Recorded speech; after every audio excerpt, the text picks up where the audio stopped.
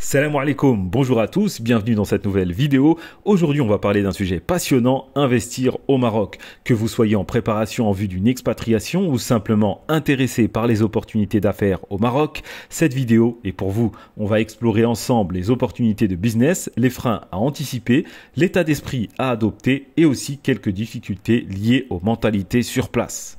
Le but n'est pas de faire une énième vidéo pour tresser les louanges du royaume, je pense que vous avez de quoi faire sur les réseaux, ni de dépeindre un tableau tout noir de la situation, mais c'est véritablement de vous exposer objectivement la réalité du terrain pour vous permettre de faire des choix éclairés.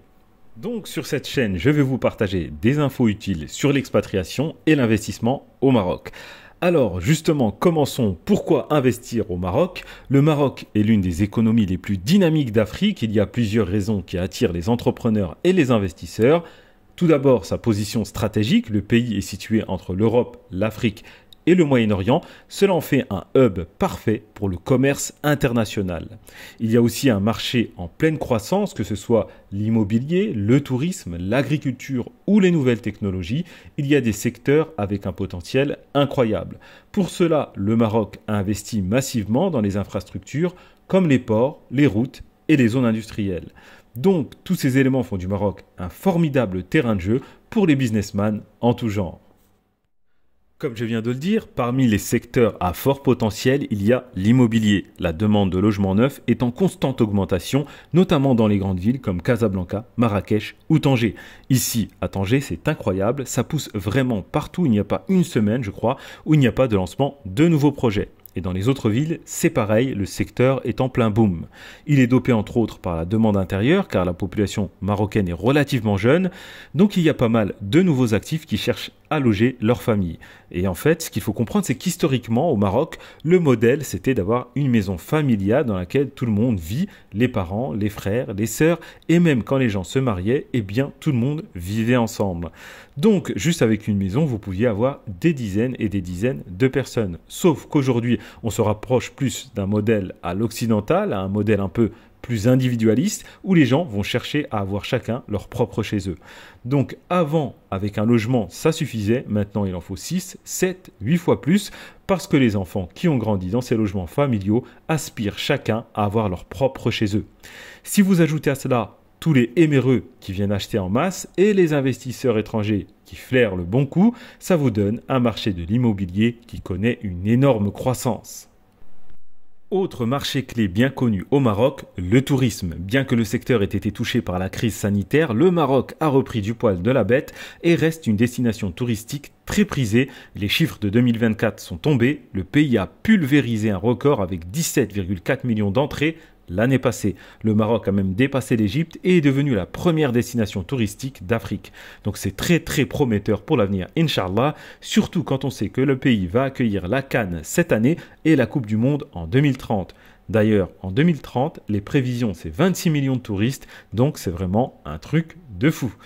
Ensuite, vous avez aussi l'économie verte. Les énergies renouvelables sont un domaine en pleine expansion avec des initiatives ambitieuses comme le complexe solaire Nour dont vous avez certainement entendu parler. Il y a aussi le domaine du digital et des nouvelles technologies. De plus en plus de startups se lancent et le pays offre des opportunités pour les innovateurs. D'ailleurs, les autorités font vraiment un gros travail pour digitaliser un maximum les démarches administratives. Vous avez pas mal de portails pour faire vos démarches. On fera une vidéo, je pense, sur le sujet pour vous détailler tout ça. Mais vraiment, il y a beaucoup d'initiatives et c'est plutôt une bonne chose. Alors, maintenant qu'on a vu brièvement les secteurs porteurs et l'intérêt d'investir sur place, je vais vous dire ce que je pense globalement de tout ça et ce qui pourrait être un frein.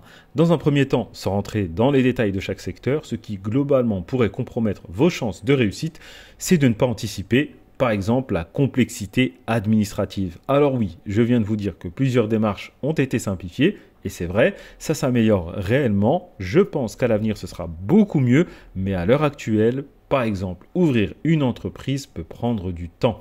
La bureaucratie est lourde et il faut savoir naviguer dans les procédures. En fait, c'est assez paradoxal au Maroc. Ça peut être d'une simplicité folle, comme ça peut être fastidieux et on vous demande une chose puis une autre, etc. C'est un peu au petit bonheur la chance, même si globalement c'est devenu quand même assez efficace. Une des choses qui peuvent faire accélérer vos procédures, c'est de connaître quelqu'un. Ici, ça se joue beaucoup comme ça. Vous pouvez aller dans une administration et attendre 3 plombes si vous connaissez personne. Par contre, les choses peuvent rapidement s'accélérer si vous avez une connaissance sur place. Et je trouve ça personnellement très dommageable, pour ne pas dire assez moche, mais bon, c'est comme ça.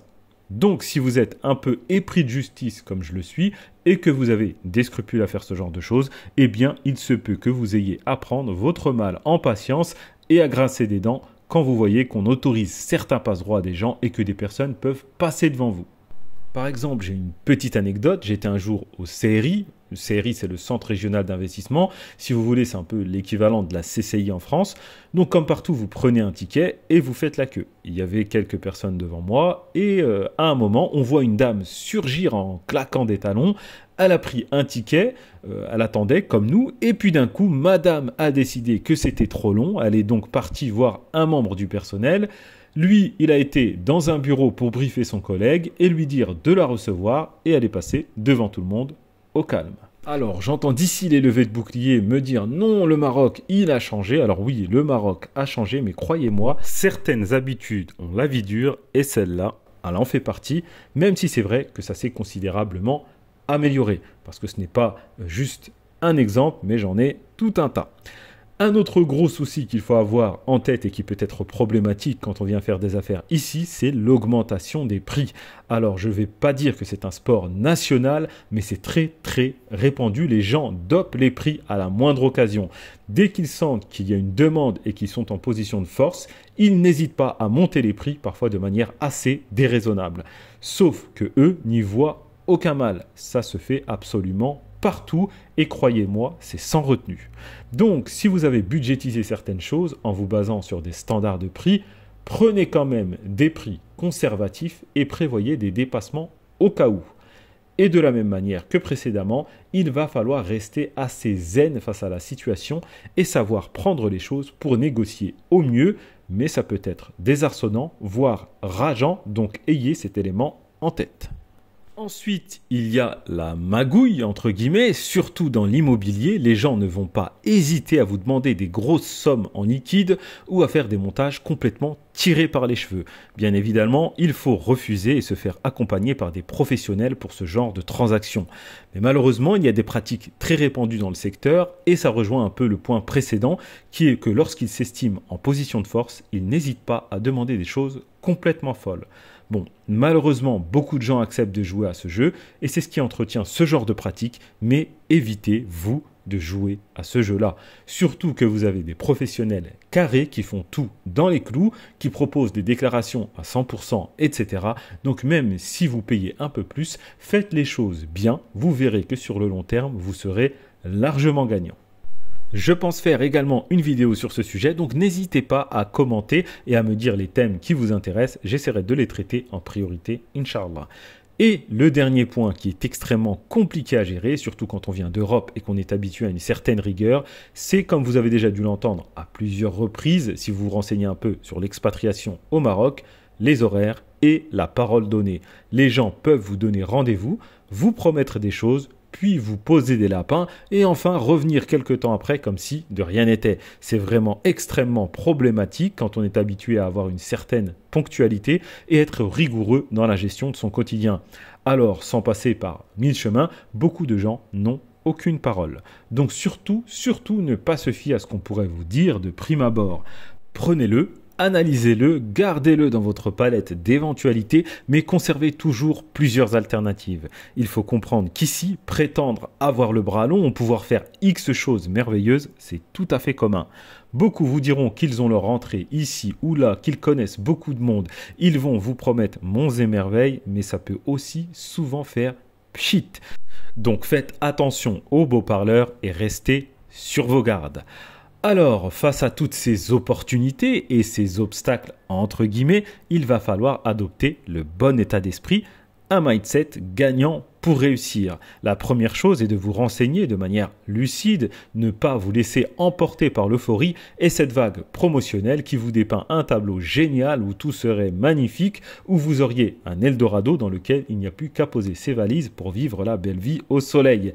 Ça n'est pas la réalité, même s'il y a beaucoup de vrai et que la vie au Maroc, c'est vraiment quelque chose d'extraordinaire. Personnellement, je vais vous parler à bâton rompu en vous donnant des infos objectives. Comme je vous ai dit, sans vous brosser un tableau idyllique, mais sans noircir le tableau non plus. Donc n'hésitez pas à vous abonner. On va aborder pas mal de sujets, Inch'Allah.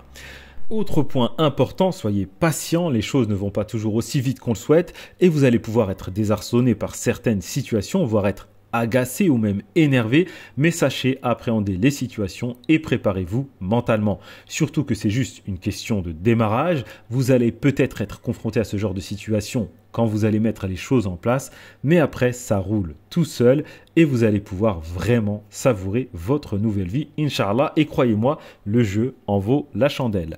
Autre point très crucial, créer un bon réseau. Les relations sont primordiales pour réussir au Maroc et le bouche à oreille est puissant. Par contre, il va falloir bien choisir ses partenaires car il y a à boire et à manger, comme on l'a vu. C'est donc important de choisir les bons interlocuteurs. Pour ça, l'idéal, c'est de se faire accompagner par des gens qui parlent votre langage. Quand je dis langage, je ne parle pas de votre langue maternelle ou autre, je parle bien de quelqu'un qui connaît vos codes, votre façon de voir les choses, de travailler ou de faire du business, mais qui connaît aussi la réalité du terrain. Car vous avez des gens qui vont maîtriser la langue de Molière comme vous et moi, mais dont les codes en réalité ne sont pas véritablement les vôtres. Donc, dans l'idéal, quelqu'un qui a vos codes, mais qui connaît les codes sur place. Par exemple, des expatriés comme vous, il y en a dans chaque ville qui proposent ce genre de services, donc des services d'accompagnement. Vous pouvez également vous rapprocher du consulat ou des associations d'expatriés sur place pour commencer à tisser votre réseau. Ils sauront vous aiguiller. Et concernant les éméreux, par expérience, et quand je dis expérience, ça n'est pas mon expérience personnelle, mais il faut vraiment bien réfléchir avant de traiter avec vos cousins, vos oncles ou je ne sais qui. C'est vrai que ça peut paraître rassurant parce que c'est un membre de votre famille et que vous vous entendez peut-être bien avec eux, mais ça n'est pas la même chose que d'habitude. Vous n'êtes pas là pour passer des vacances et prendre du bon temps. Donc souvent, ça ne fonctionne pas justement parce que vous n'avez pas les mêmes codes. Ça débouche sur des incompréhensions, voire des conflits. Donc, à éviter, je pense. Mais c'est à vous de voir parce que ça peut peut-être aussi bien se passer. Mais globalement, je déconseille. D'ailleurs, certains choisissent une autre ville que celle où ils ont toute leur famille pour éviter ce genre de problème. Je sais que ça peut être là aussi rassurant de s'installer dans un endroit connu, mais ça n'est pas forcément la meilleure chose à faire. Souvent, on se laisse justement plus ou moins porter et il n'y a pas la phase exploratoire qui permet de faire des rencontres et découvrir des opportunités.